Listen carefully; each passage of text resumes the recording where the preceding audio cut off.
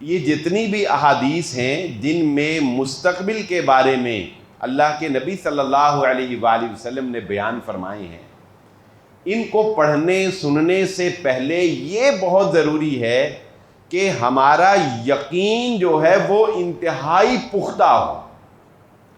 اللہ تعالیٰ نے قرآن مجید میں جتنی بھی قیامت کے لیے صیغے، جسے عربی میں صیغہ کہا جاتا ہے، یعنی الفاظ جو استعمال کیے ہیں، اقتربت الساعہ، اذا الشمس کورت ونفخ فی الصور، یہ سارے الفاظ مستقبل کے نہیں ہیں، ماضی کے ہیں۔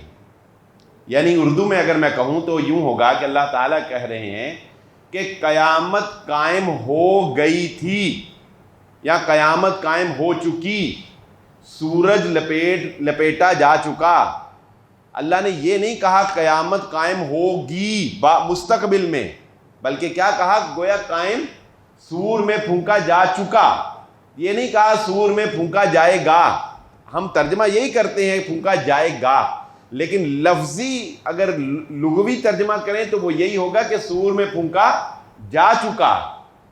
تو اللہ تعالیٰ نے قیامت کے لیے جتنے بھی الفاظ قرآن مجید میں استعمال کیے وہ ماضی کے کیے، اس لیے کہ لوگوں، جس طرح تمہیں گزرے ہوئے کل کا یقین ہے کہ وہ گزر چکا ہے، اسی طرح قیامت بھی اتنی یقینی ہے کہ گویا وہ گزر چکی ہے۔